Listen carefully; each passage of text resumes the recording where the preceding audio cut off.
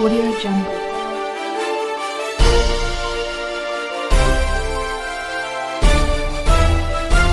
Audio Jungle.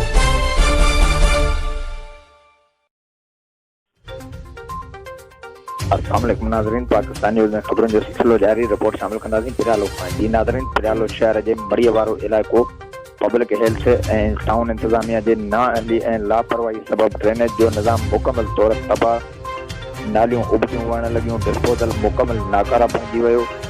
Disposal तोड़े लॻल transformer ऐं मोटरूं लॻाइण जे मुद में लखें रुपया करप्शन जे वर चढ़ी विया। नालियुनि जो गंदो पाणी रोडनि रस्तनि ज़रई ज़मीननि में बीहण रोज़ जो मामूल। ज़मींदारनि जा फसल तबाह, जर जो पाणी पिणु खारो थी वियो। शहरी सख़्त परेशान। शहरनि आला अख़्तियारनि खां मामले जी जांच जो मुतालबो कंदे ड्रेनेज जो निज़ाम दुरुस्त कराइण जी घुर कई आहे।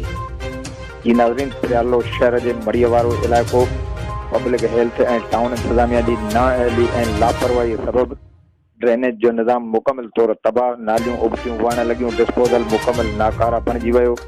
डिस्पोज़ल तोड़े लॻल ट्रांसफार्मर ऐं मोटरूं लॻाइण जे मुद में लखें रुपया करप्शन जे वर चढ़ी विया। नालियुनि जो गंदो पाणी रोडनि रस्तनि ज़रई ज़मीननि में बीहण रोज़ जो मामूल। ज़मींदारनि जा फसल तबाह, जर जो पाणी पिणु खारो थी वियो। शहरी सख़्त परेशान। शहरनि आला अख़्तियारनि खां मामले जी जांच जो मुतालबो कंदे ड्रेनेज जो निज़ाम दुरुस्त कराइण जी घुर कई आहे। Report Mushtaq Ahmad, Solangi, Pakistan news TV, पराणो।